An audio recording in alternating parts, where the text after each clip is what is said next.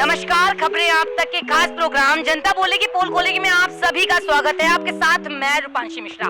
इस वक्त मैं शर्मा जी चाय पर खड़ी हूँ और यहाँ पे हमारे साथ तमाम सारे लोग हैं। लोगों से बातचीत करते हैं, जानते हैं 2022 के चुनावों को लेकर अब कुछ ही दिन बचे हैं। हालांकि सभी राजनीतिक दलों ने 2022 के विधानसभा चुनाव को लेकर तैयारियां तेज कर दी हैं।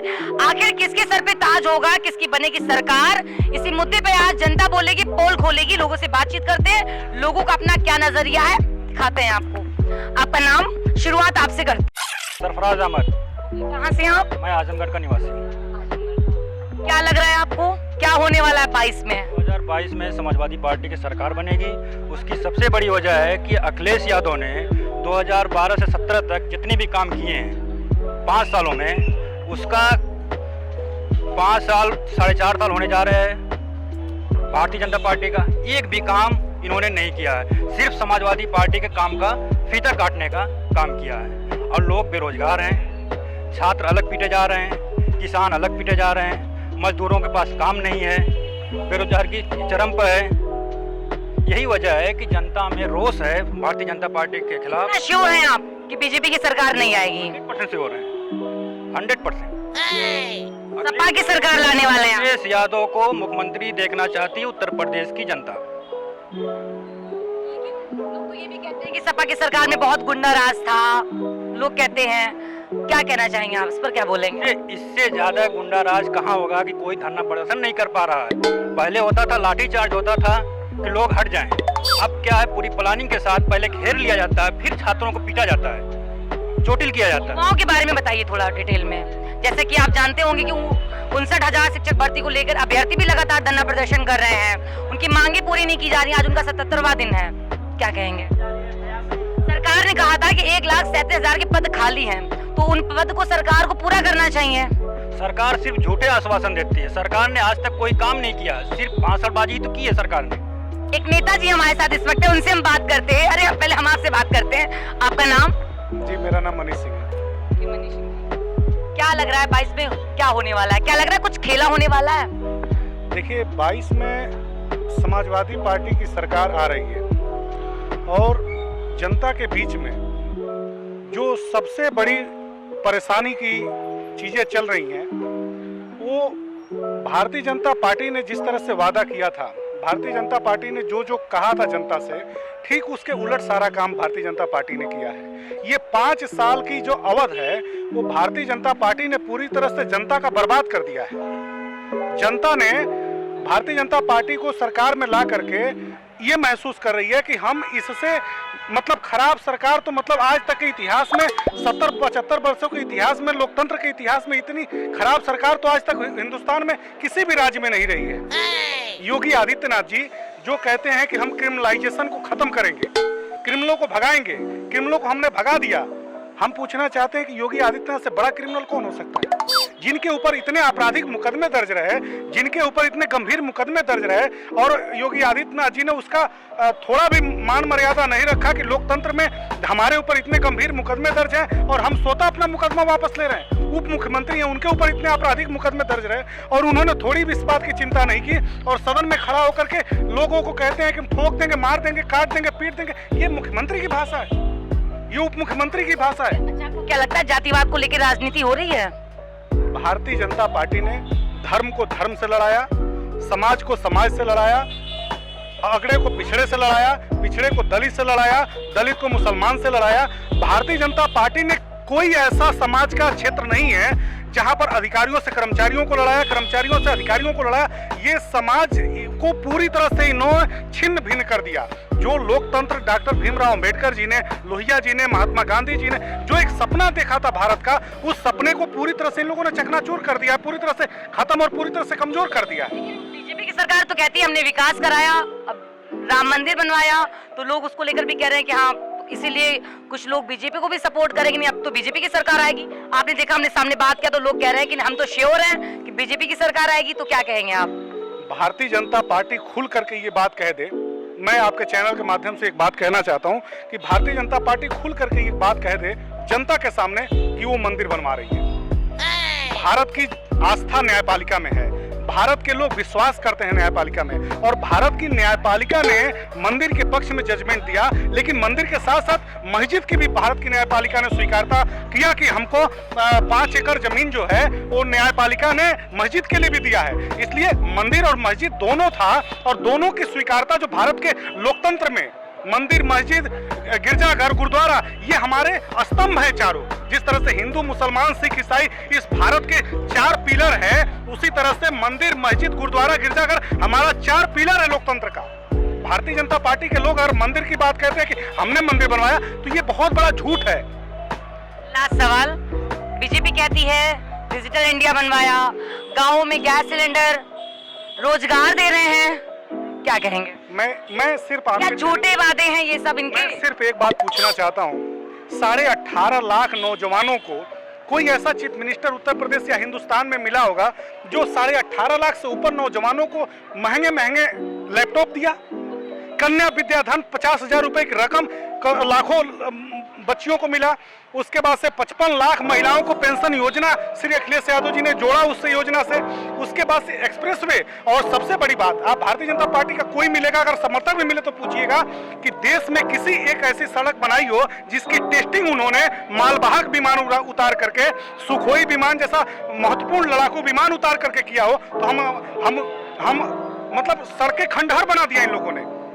आज हमारे नेता ने एक्सप्रेसवे बना करके ये साबित किया कि जो देश में आपातकाल स्थिति, कभी अगर देश में भगवान न करे कि आपातकाल कभी स्थिति आए, लेकिन अगर आती है तो आगरा से लखनऊ का जो एक्सप्रेसवे है, जो हमारे माननीय आदरणीय अखिलेश यादव जी की सोच में शामिल है, अब बहुत सारे एक्सप्रेसवे बनने वाले हैं।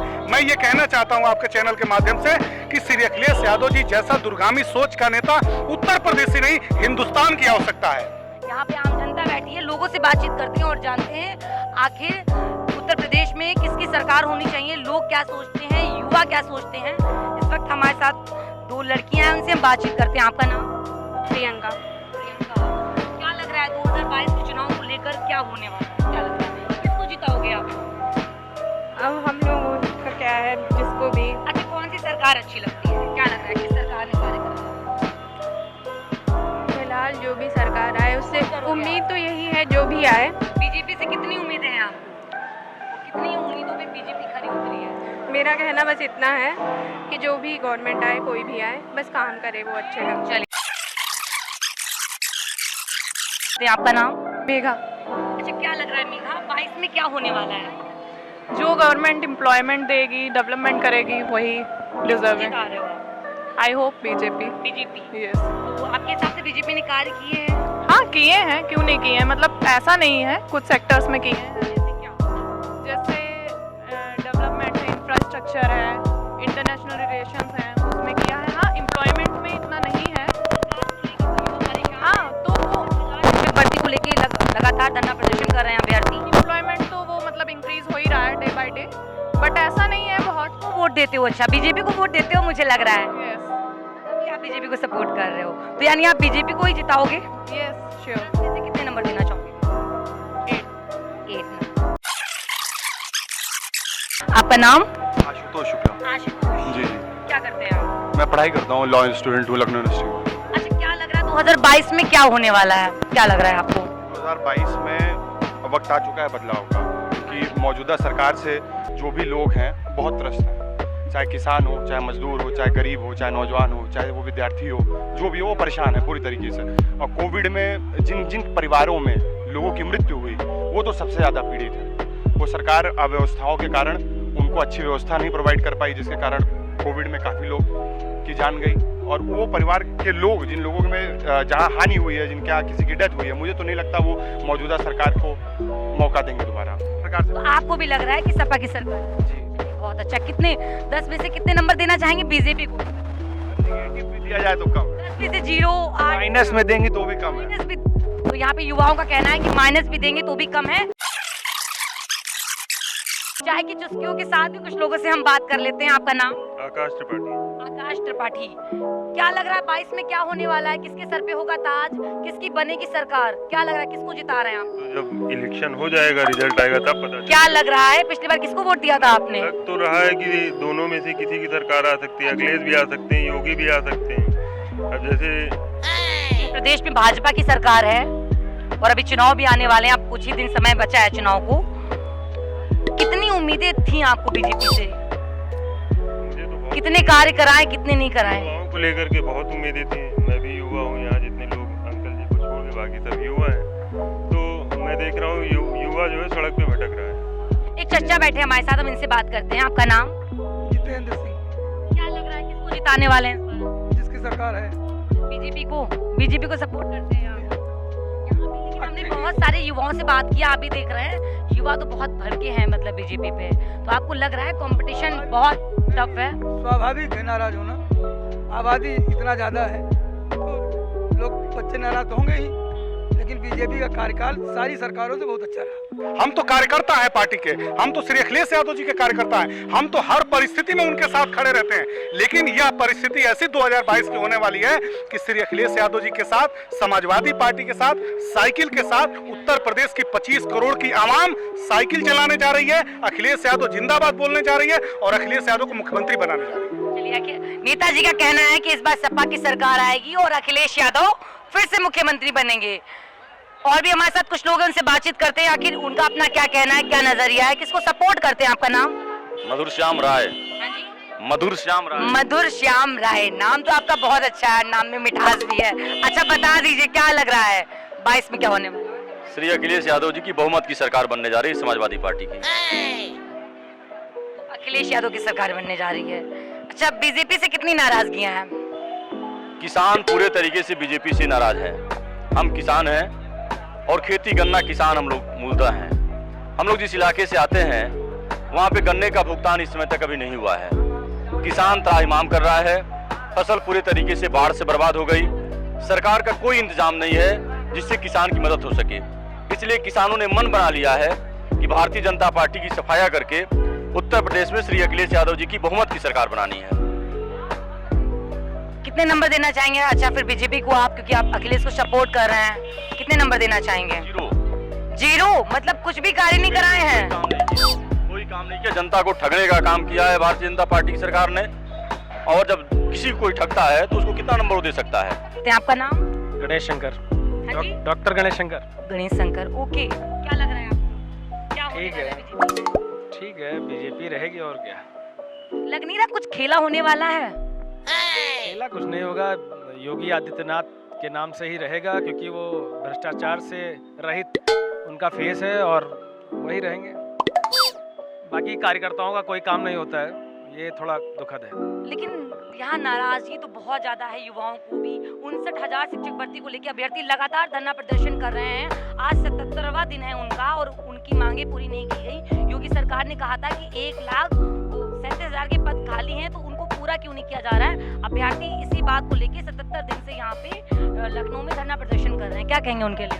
कई भर्तियां हुई हैं जो सक्सेसफुल रही हैं, कुछ भर्तियां जो सक्सेसफुल नहीं हैं। भर्ती भी कर देनी चाहिए। हाँ, कर देनी चाहिए उनको। कुछ भर्तियां सक्सेसफुल नहीं हुई, उस पर मुख्यमंत्री जी ही संज्ञान लें और किसी मंत्री से कोई अपेक्षा नहीं है। चाय की चुस्कियों के साथ ही बात हो जाती है। चाय आप पीते रहिए, पीते पीते बात करेंगे आप। क्या लग रहा है, क्या होने वाला है 22 में? आपको क्या लग रहा है?